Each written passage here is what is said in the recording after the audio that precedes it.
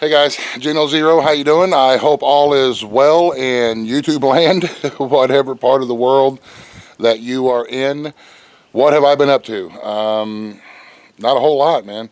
Just normal, everyday, mundane stuff that I do around here. I talked to my Uncle Buck just a little bit ago, Buck Run 11. He said he was a little worried because I haven't, done a lot of videos here lately, and I just been, doing stuff here around the house. But I'll give you, I'll just kind of show you what we do a little bit of working hides. There's some coon hides I've been working on. These here are done. They're ready to start being broke. I'm going to brush them out real good. This one here, the feet are inside out because I skinned it all the way down to the claws on this one here. All the way down to the claws. And I got the whole face, the ears and stuff. And it's inside out now because he's drying. Let me get him out here. But I'm going to send this one here down to my buddy Ricky in Florida, Ricky Wallace, so that he's going to try to make a hat. There's the face and the ears and the nose and all that good stuff. So he's gonna make a hat out of that one. So I figured I'd do a good job and skin him up a good one. But we get a couple of them. We went coon hunting a little while back, and got some coons. So we've been working on the hides and the deer hides and stuff, of course.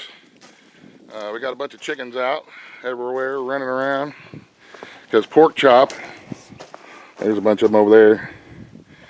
Pork Chop has been rooting really, really bad here lately, and it's been so wet and muddy around here that, like these fence posts here, where she'll get her nose and she'll just root, the whole post will come up and the bottom of the fence opens up, and then all the chickens get out and they're running around every which way. So unfortunately, I think I'm going to have to put a ring in her nose to stop her from rooting everywhere. I do not really want to do it, and it's going to break my heart to have to do it, but sometimes you have to do things that are necessary for the benefit of the entire home place. And I'm not going to make a video about it. I won't make a video about it because it's going to break my heart to have to do it to her. But it's one of them things, like I said, it's time and it's necessary. Literally every day for the last week or so, a little over a week, I have had to go and fix a section of fence somewhere to where she's been rooting it up. And you can see that board right there that we was using to catch some of the dirt to level it out a little bit. She's got that one pulled up, and I'll need to get out there and fix that. But it is what it is, I guess. There's our little bit, our goat, and then our other goat, Dakota. He's up there on top of the hill. Well, not on top of the hill, but up a little ways.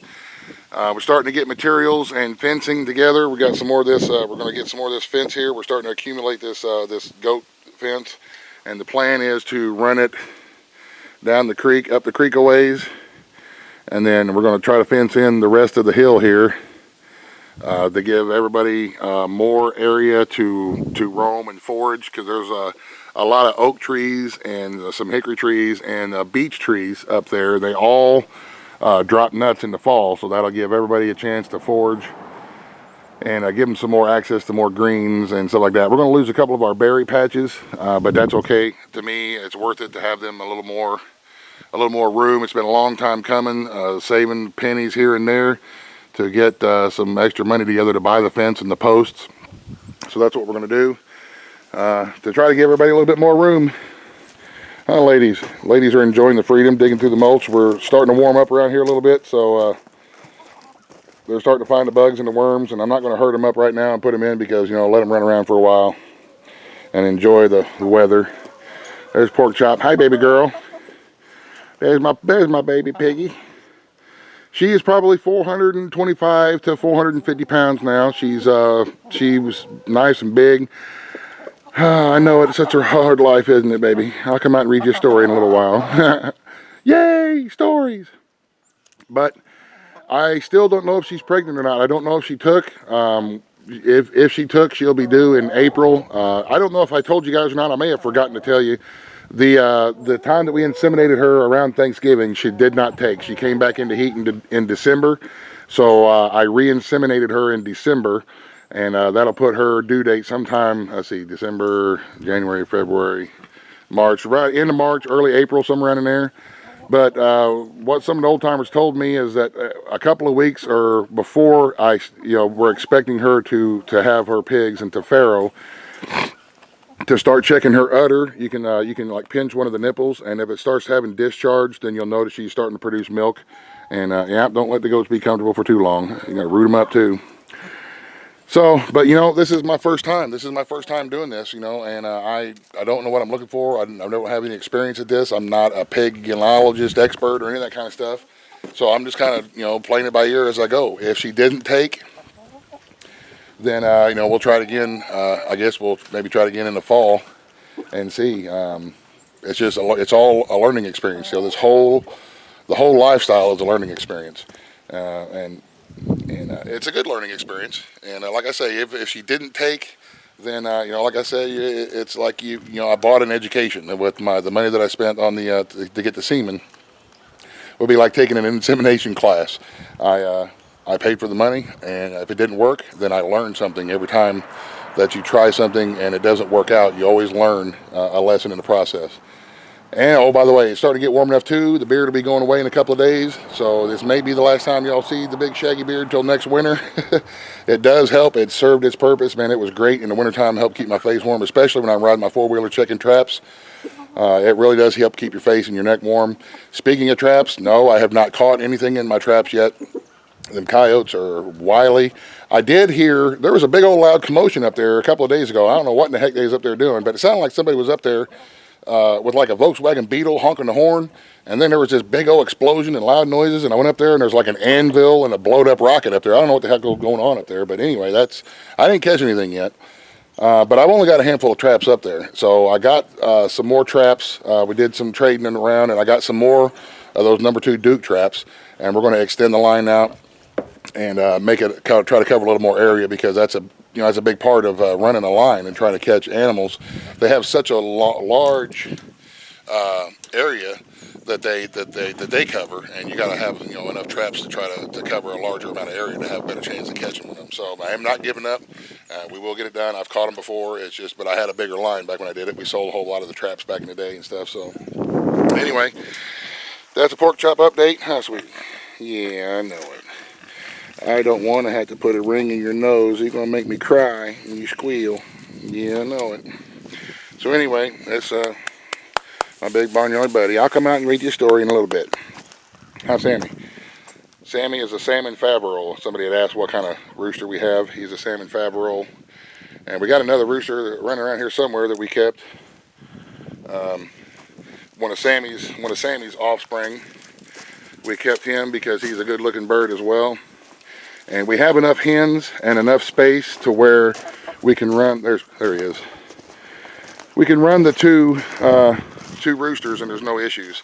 And that rooster over there, we got Sammy, and then that one over there we named Prince. Well, the rooster formerly known as Prince. So, and the ladies are digging up worms. All right, the last 3 days I've been working on old Willie. That is my new, well, it's not new, it's my new ridge running truck. That little Ranger truck there used to be my ridge running truck, but my oldest daughter is going to be driving soon, so we're going to give her this truck here as her starter truck. And of course we got the blue Ford, the four-wheel drive, or the four-door blue F-150. You guys have probably seen it in the background of the videos, but that's like our family vehicle. And I hate taking that thing up on the ridge because it gets scratched and muddy, and I don't want to damage the family vehicle. So I did some wheeling and dealing, and I appreciate you, Eric, very much for working with me on this. And we got this one here. This is I call him Old Willie. He's a 1978 Ford F-150 four-wheel drive. Be my new ridge runner truck. Some TLC work on him the last few days. Let me pop the hood here so everybody can get a look underneath. If I can hold that thing there we go. That is a beautiful thing right there. That is a 302. I don't think that's the original motor that came with Willie. I believe they come with 351s back in the day, but this has been changed out. But the 302, it's a good motor. It's solid. There's not a whole lot of rust and body damage. There's some surface rust, as you can see down there, but we'll deal with that as we come. I mean, it's got good tires. The four-wheel drive works good. The transfer case and the transmissions are all good. And this is going to be my new Ridge running, because I don't go to town very often, y'all. I don't go to town very often. When I go to town, it's to get feed. So normally I'm out here in the hills getting firewood and hunting and stuff like that. So here's a look at the interior. Everything's manual, nothing electronic. This truck is old enough, the motor is old enough to where I don't even have any points in there. So I guess you could say it'd be easy to deal with. If there ever was a CME or an EMP or something like that, I would be able to still keep old Willie here as a running vehicle, hopefully. But that's where I've been spending most of my time the last few days. Getting old Willie some TLC, tune up.